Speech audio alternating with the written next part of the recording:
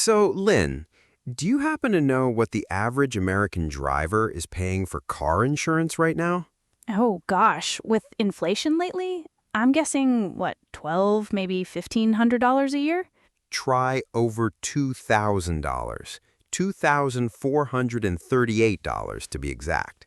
Wait, over 2 grand a year? That's like a monthly payment on a decent used car. Exactly. But here's the wild part. Studies show that the average person listening to us right now could probably save anywhere from $700 to, well, over $1,000 a year just by making one specific move. And no, wait, let me back up for a second. Before we even talk about how to get that money back in your bank account, we need to talk about why we're all getting bled dry in the first place. Because honestly, most people have no idea how their policy actually works. Okay, guilty as charged. I mean, every time our renewal bill comes in the mail, I just look at the total number, sigh, and hit pay. I see all those numbers like liability, comprehensive, collision, and my brain just completely shuts down.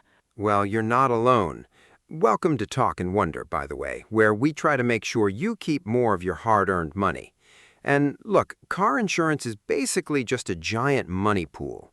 Everybody throws cash into this big pot every month. The unlucky people who get into accidents draw from the pot.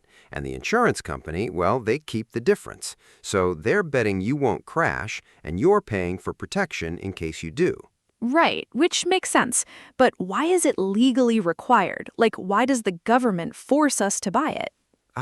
See, that's the big misconception. The law doesn't actually care about protecting your car. It cares about the person you might crash into.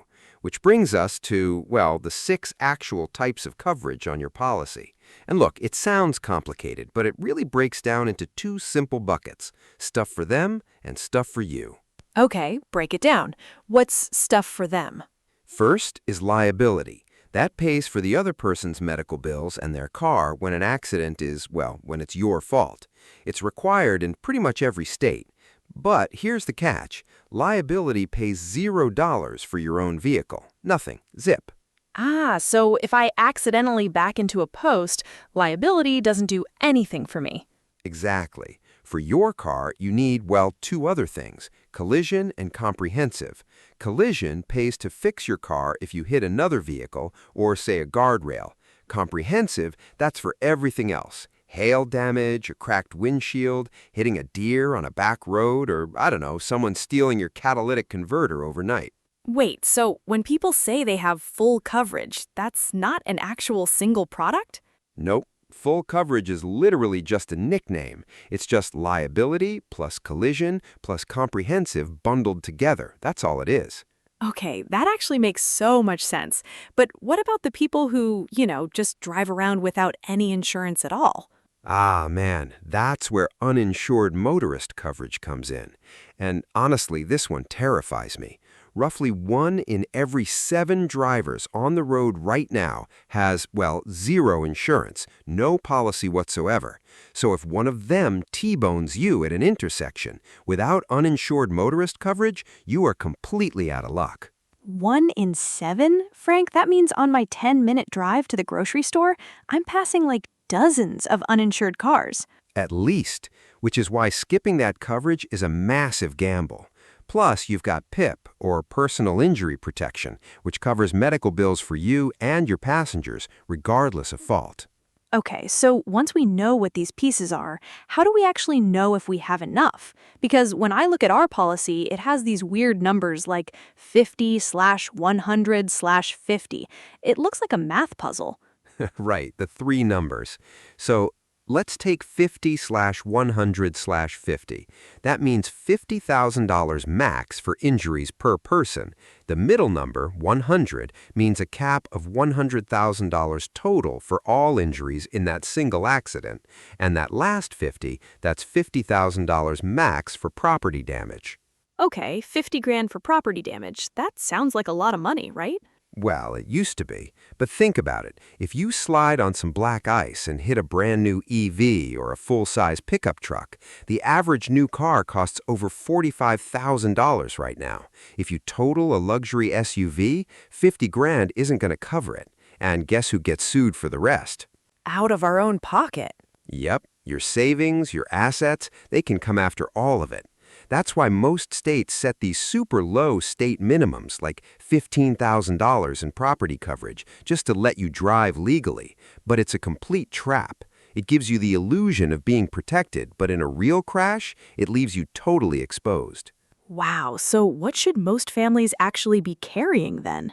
The industry standard recommendation and what we personally carry is 100/300/100. 100,000 for bodily injury per person, 300,000 per accident, and 100,000 for property damage.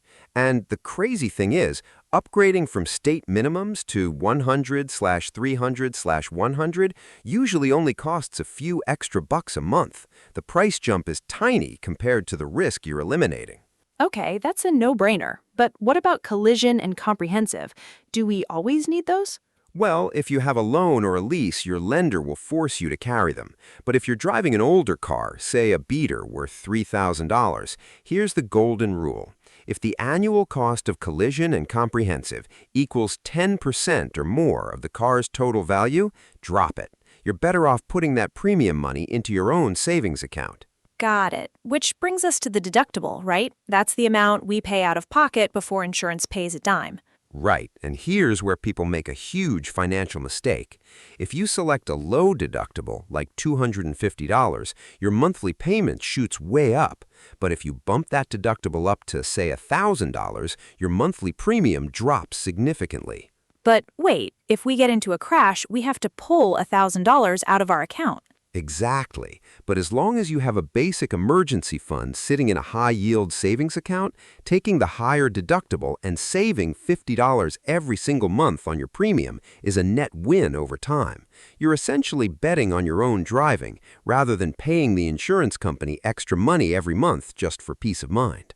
Okay, so we fix our coverage, we raise our deductible, but Frank, what about the actual price calculation? How are these companies deciding that I pay $200 a month while someone else pays $90? Now we're getting into the real matrix, because the way insurance companies calculate your rate isn't just about your driving record or your age. In fact, in most states, there's one sneaky factor that actually impacts your rate more than whether you've ever been in a car crash. And let me back up for a second. And that factor is your credit score. Wait, what? Your credit score? What does my credit card bill have to do with how I drive a car? Absolutely nothing. But in most states, well, except for a few like California or Massachusetts, insurers use what they call a credit-based insurance score. And studies show it can affect your premium. I think it's even more than having a speeding ticket or a minor fender bender on your record. It's wild. They claim people with lower credit scores file more claims, but honestly, it just feels like an excuse to charge you more. That is ridiculous. Right? And look, it's not just credit. They look at your age, your zip code, your annual mileage, even gaps in coverage, like if you sold your car and went 3 months without insurance. When you buy a new policy, boom, you're instantly flagged as high risk and your rate goes up. Okay, but doesn't everyone calculate this stuff roughly the same way? Not at all. Every single insurance company uses a completely different algorithm. Company A might penalize you heavily for your zip code, while Company B cares way more about your car model. So if you get quotes from 5 different companies for the exact same car and coverage, the gap between the highest and lowest price can easily be, well, over $1,000 a year. Okay, but if you've been with the same company for, say, 5 or 10 years, shouldn't you get a loyalty discount? Like, doesn't being a faithful customer count for something? Lynn, that is literally the single biggest lie in the entire insurance industry. It's actually the exact opposite. It's called the loyalty penalty. Wait, Frank, stop. Are you serious right now? A loyalty penalty? Dead serious. See, insurance companies have complex algorithms that do what's called price optimization. They literally track customer behavior to figure out who's likely to shop around and who is too lazy or too busy to switch. Oh, no. Yeah. So if you stay with the same insurer year after year, their algorithm goes, great, this person isn't going anywhere. So every renewal, they quietly bump your rate up by 3%, 5%, sometimes 10%. Not because your risk went up, not because you got into a crash, but simply because they know you won't leave. They aren't pricing your risk anymore, Lynn. They're pricing your loyalty, or, well, your laziness. That is so toxic. So the reward for being loyal is getting quietly robbed every 6 months? Exactly. I mean, I learned this the hard way years ago. I had a completely clean driving record. I was getting older. Logically, my rate should be dropping. But I talked to a buddy who had the exact same truck, same age, and he was paying almost $800 less a year than me with a different company. I called my insurer, and they were just like, well, rates go up. So I switched that afternoon and saved over $900. That makes me so mad. And isn't this getting even worse right now? Oh, way worse. Right now, in 2026, auto insurance rates are spiking in over 35 states. Some state regulators have approved rate hikes up to 10% or higher just this year alone. They're blaming inflation, repair costs, tech in cars, but they're relying on you to just accept the notice in the mail and pay it. So basically, comparing quotes is literally the highest paying hourly task you can do in your personal finance life. It literally is. Think about the math. Taking 20 minutes to get a few quotes and 30 minutes to switch policies. If that saves you $1,000 a year, you just made $1,000 for less than an hour of effort. That's a tax-free $1,000 raise. Okay, I am doing this tonight. But Frank, wait. What if someone shops around, gets a cheaper quote, but then makes a massive mistake when they actually switch? Like, aren't there traps people fall into that end up costing them way more in the long run? Oh, absolutely. In fact, there are 4 specific mistakes that can completely wipe out your savings and ruin you financially. And the first one happens before you even cancel your old policy. And that mistake is letting your policy lapse even for a single day. Wait, a lapse? Like canceling your old insurance today and starting the new one tomorrow? Exactly. People think, hey, I'll save $20 by leaving a one-day gap between policies. But the second insurance algorithms see a gap, even if it's just 24 hours, you get flagged as a high-risk driver. And boom, your new rate skyrockets by 20 or 30%. Wow. So rule number 1, always overlap your new policy with your old one by at least 1 day. Exactly. Make sure the new policy is active before you cancel the old one. Now, mistake number 2, and we touched on this earlier, is falling for the state minimum trap just to get the absolute lowest quote.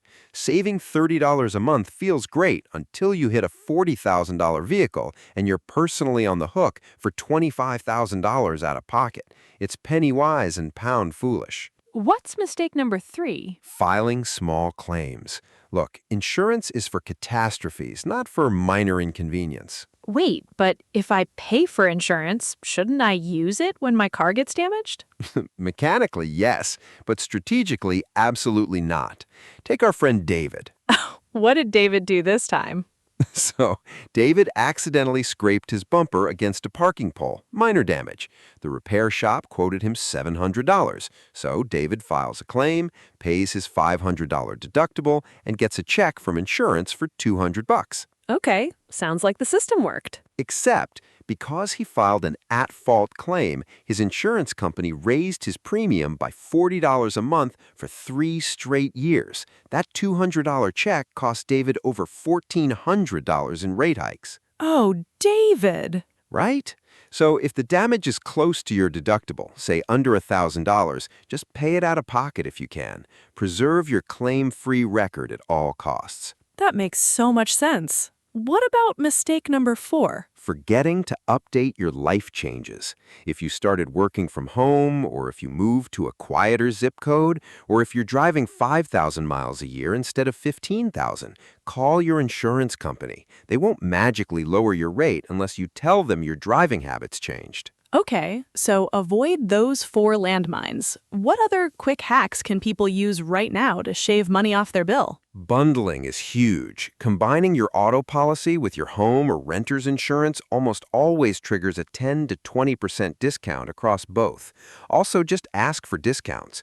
Good student discounts for your teens, low mileage discounts, defensive driving courses, or even paying your 6-month policy in full instead of monthly fees. That last one alone usually saves you 5 to 10%. And what if someone is shopping for a new car right now? Oh, definitely check insurance quotes before you sign the papers for the car. A sports sedan might cost 50% more to insure than a mid-sized SUV, even if they cost the exact same price at the dealership. Man, it's crazy how much control we actually have over this once we understand the rules of the game. It really is. I mean, at the end of the day, car insurance is just math. And once you know how they run the math, you can turn the system to your advantage. Exactly. So if you haven't checked your rate in the last 6 to 12 months, make this weekend the time you do.